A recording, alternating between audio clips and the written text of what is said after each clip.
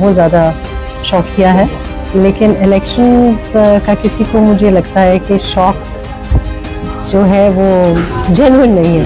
एक वो जो ग्रोह है जिसको तो मैं तो सियासी जमात कहना मुश्किल हो गया है, क्योंकि उनकी हरकतें दहशतगर्दों की तरह रही हैं। सबको मिल बैठ के 5 साल के लिए एक कोई मुश्तरका मुल्क के लिए एक मैनिफेस्टो बनाना पड़ेगा। क्या आप इलेक्शन को शफाफ देख रही हैं? उनको बिल्कुल साफ दिखाई दे रहा है कि किन लोगों को चांस दिया जाएगा और किन लोगों को मौका नहीं दिया जाएगा, और बड़े बड़े नाम उनको झटका लगेगा, क्योंकि लोग हमें, आवाम हमें बता रही है।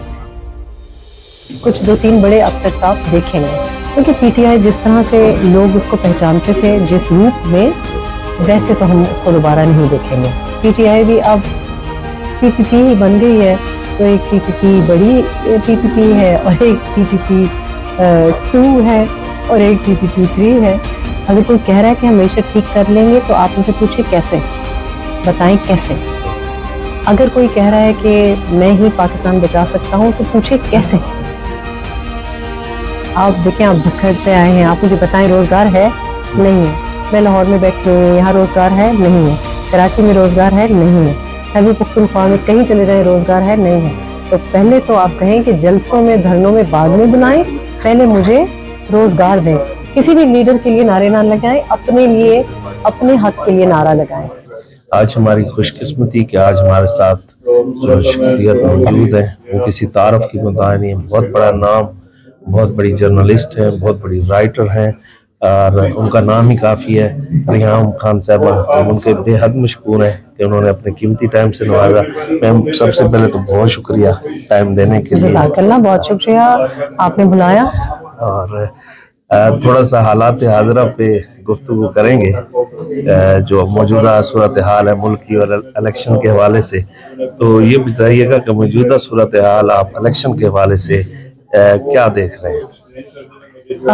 मौजूदा सूरत हाल में इलेक्शंस के हवाले से ये देख रही हूँ कि वो तमाम पार्टीज़ जो कि शोर कर रही हैं, जो कि सियासी जमातें हैं, जो कि इलेक्शंस बर वक्त और साफ और शफाफ इलेक्शंस का शोर कर रही हैं, मुझे लगता है कि कोई भी सियासी पार्टी इलेक्शंस करवाने पे या इलेक्शंस में हिस्सा लेने पे कोई इतनी ज़्यादा शौक नहीं रखती। मेरा ख्याल है कि सारा बयानिया जो है वो ज़्यादा शौकिया है, लेकिन इलेक्शंस का किसी को मुझे लगता है कि शौक जो है वो जेन्युइन नहीं है, दिलचस्पी नहीं है। तो मैम, ये बताइएगा कि आप देख रहे हैं इस जो मौजूदा इंतखाबात अगर वक्त पे होते हैं तो तमाम जमातों को क्या लेवल प्लेइंग फील्ड है, मुयसर है? देखिए, जो सियासी जमात है उसको तो लेवल प्लेइंग फील्ड मैसर है, और उसकी वजह यह है कि ये जो एक बात बार बार कही जा रही है कि अब कोई नया लाडला है या कोई नई लाडली जमात है, तो अगर ऐसा होता तो वो चेहरे पे कुछ और ही रौनकें होती। तो मेरा ख्याल है कि अब ये जो लेवल प्लेइंग फील्ड, जो लोग कह रहे हैं कि लेवल प्लेइंग फील्ड नहीं है, उसकी वजह यह है कि कुछ सियासी पार्टी जो है उन्होंने कुछ काहिली की है, सुस्ती की है। उन्होंने कुछ बातें जो कि तजिया निगार, अवाम, दानिशमंद उनको बताते रहे हैं कि किस तरह से आपने राब्ता मुस्तवार रखना है अवाम के साथ, अपने पार्टी वर्कर्स के साथ, उन्होंने नहीं रखा। तो लोग, जाहिर है, महंगाई का दौर गुजरा है, महंगाई गुजर रही है, हाईएस्ट इन्फ्लेशन ऑन रिकॉर्ड हमारी सितंबर 2023 में हमारी तारीख की सबसे हाईएस्ट रेट ऑफ इन्फ्लेशन रहा है। तो ऐसी बातों में और ऐसे औकात में चाहिए तो यह है कि आवाम से लीडर का जो रिश्ता है वो इस्तवार रहे, और हमारे जितने भी लीडरान हैं, चाहे वो पार्टी लीडर्स हों या निचले तबके के छोटे छोटे बड़े लीडर्स हों, वो अपने हलकों का दौरा ही नहीं करते, वो अपने हलकों के साथ बिल्कुल बेखबर है। तो इस वजह से मेरा ख्याल है कि उनको लेवल प्लेइंग फील्ड इसलिए नहीं दिखाई देती क्योंकि उनकी मकबूलियत गिरी है। अब एक वो जो ग्रोह है जिसको मैं तो सियासी जमात कहना मुश्किल हो गया है, क्योंकि उनकी हरकतें दहशतगर्दों की तरह रही हैं, तो अब अगर वो कहें कि लेवल प्लेइंग फील्ड नहीं है तो उनका कहना बनता है, क्योंकि जाहिर है आधे से ज़्यादा रूपोश है आपने उनकी टिकट्स देख ली हैं? जी। पीटीआई की टिकट जो अलॉटमेंट है वो मुझे समझ नहीं आ रही कि अगर हमें ये पता नहीं है कि ये लोग हैं कहाँ, सरहद के इस पार हैं कि सरहद के उस पार हैं, तो वो इलेक्शंस में कैसे कंटेस्ट करना चाहते हैं? क्या ये सब कुछ वर्चुअली होगा? ये सारा एआई के थ्रू होगा, जैसे ये अपनी टेलीथॉन्स करते हैं, जैसे ये अपने बयानात करते हैं? तो चले ठीक है, ऐसे आप कंटेस्ट भी कर लें, तो क्या पार्लियामेंट में भी आप एआई को बिठाएंगे? ठीक है, तो वो अगर लेवल प्लेइंग फील्ड का गिला कर रहे हैं तो वो वजह है, लेकिन लेवल प्लेइंग फील्ड उनके लिए इसलिए नहीं क्योंकि उन्होंने सियासी जमात की तरह किरदार नहीं निभाया, उन्होंने दहशत गर्दी दिखाई, उन्होंने बहुत ज़्यादा एक वायलेंट और वॉलेटाइल तरीके से पाकिस्तान के जो नेशनल इंटरेस्ट है उसको बरमला डैमेज करने की कोशिश की, तो उनको लेवल प्लेइंग फील्ड नहीं मिल रहा। जी, ये जो मौजूदा मुल्क की सूरत हाल आप देख रही हैं, तो ये किस बात का तकाजा करती है कि सियासियों को किस तरफ फोकस करना चाहिए?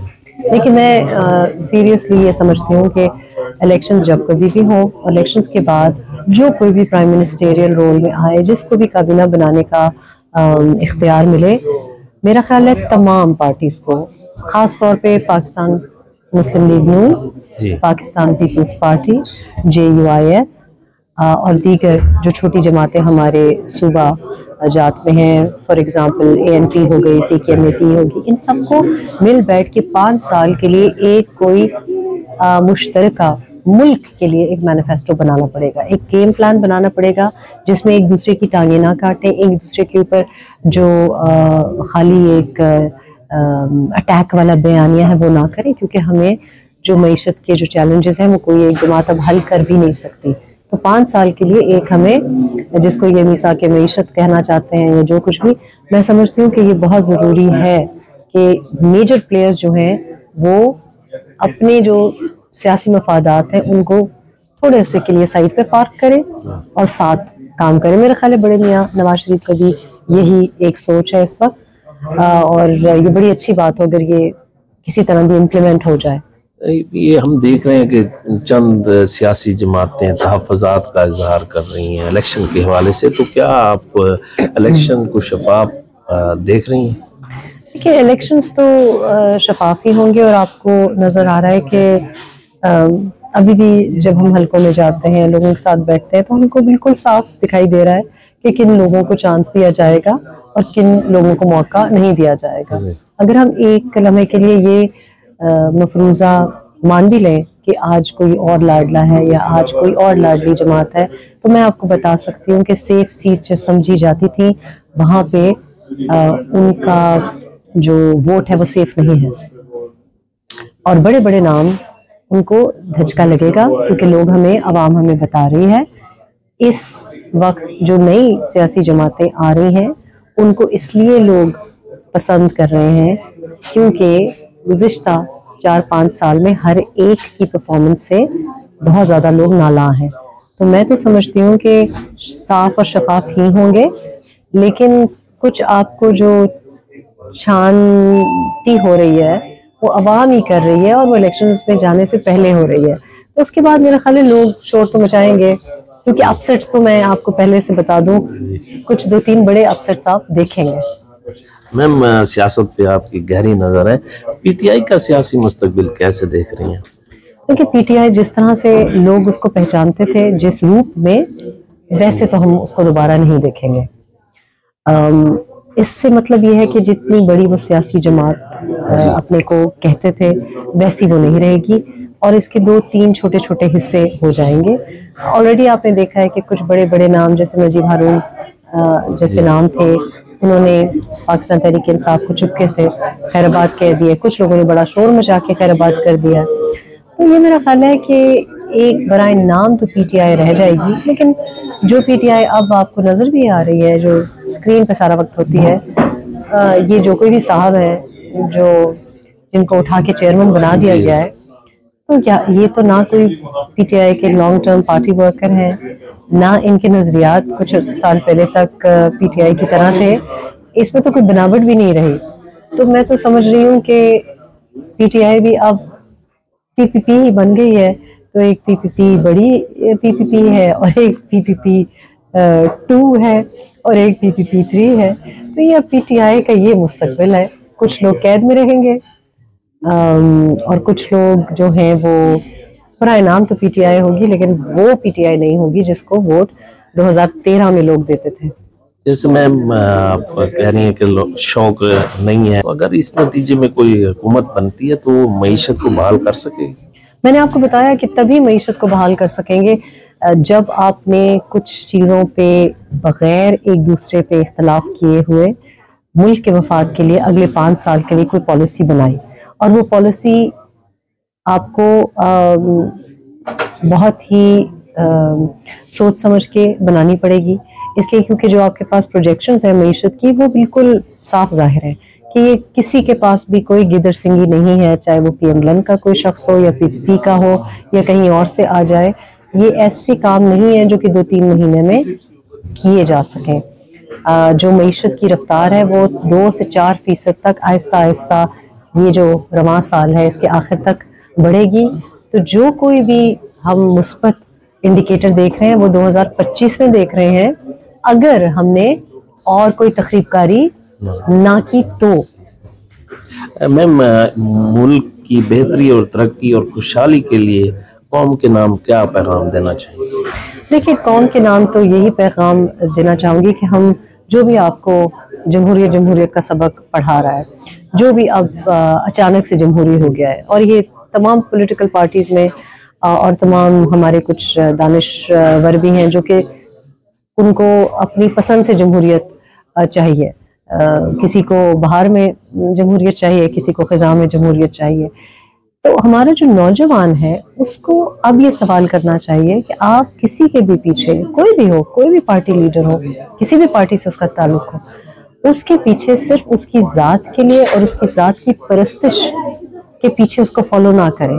अब अगर आपके पास कोई आए वोट लेने के लिए तो आप उनसे इश्क में, ये जो एक बहुत ही इन्फैचुएशन जिसको कहते हैं अंग्रेजी में, उसमें उनको फॉलो ना करें। उनसे सवाल पूछें।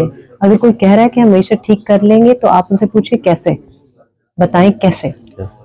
अगर कोई कह रहा है कि मैं ही पाकिस्तान बचा सकता हूं तो पूछे कैसे। तो नौजवान को अब ये मौका भी है और ये वक्त भी है कि वो इस्तेमाल ना हो किसी भी लीडर के हाथों, इसलिए क्योंकि हमने देखा है कि अभी 9 मई के बाद एक लीडर के हाथों 950 से ज़्यादा हज़ारों की तादाद में बल्कि ऐसे लोग हैं जिनके आर्मी एक्ट के तहत अब FIR कटी हुई हैं। तो उनको कौन बचाएगा?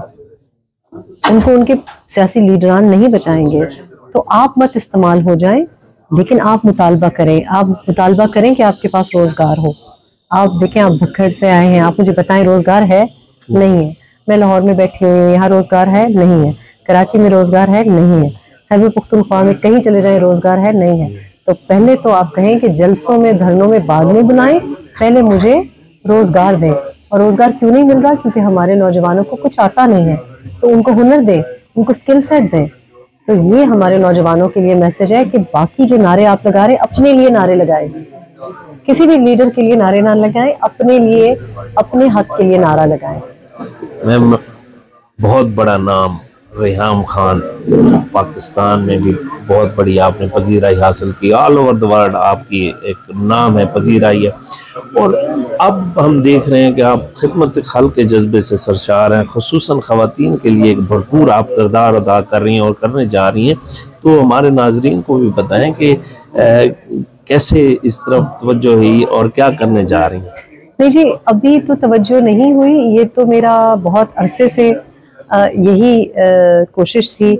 मैं हमेशा से ये कोशिश करती रही हूँ। मैं 2012 में पाकिस्तान आई और मैं लगातार यही काम करती रही हूँ कि किसी तरह से हमारे बच्चों का जो तालीमी मयार है वो बेहतर हो जाए, किसी तरह से हमारे बच्चे जो सड़कों पे रुल रहे हैं, चाइल्ड लेबर है, घरों में लोगों के काम करते हैं, फैक्ट्री में काम करते हैं, वो बंद हो जाए, हुनर सीख जाए हमारे नौजवान, उनको रोज़गार मिल जाए।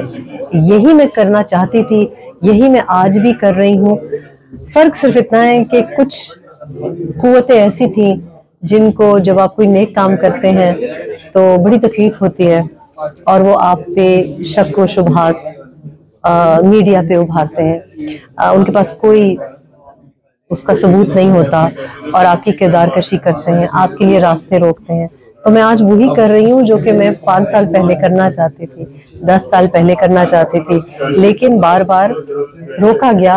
अब कुछ हालात ऐसे हैं कि थोड़ी बहुत इजाज़त मिल रही है और मैं अल्लाह पाक से यही दुआ करती हूँ कि मुझे इतनी तौफीक दें कि मैं अपनी ज़िंदगी में कुछ पाकिस्तानी बच्चों के लिए, पाकिस्तानी नौजवानों के लिए, ख़ास तौर पे पाकिस्तानी ख़वातीन के लिए कर जाऊँ और मैं अपना हिस्सा डाल जाऊँ।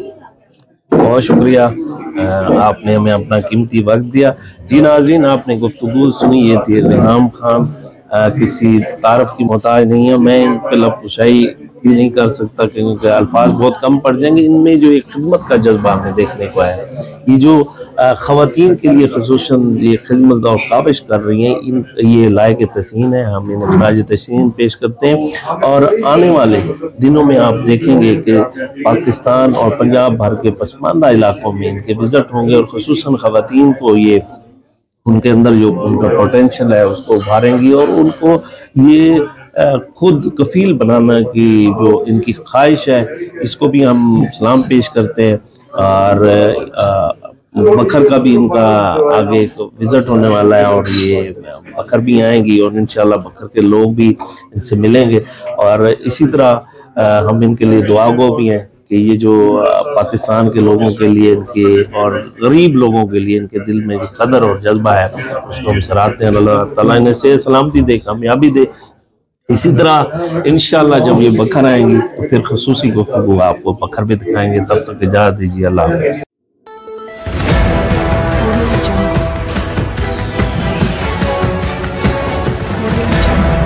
अपना बकर, क्योंकि ये अपना है।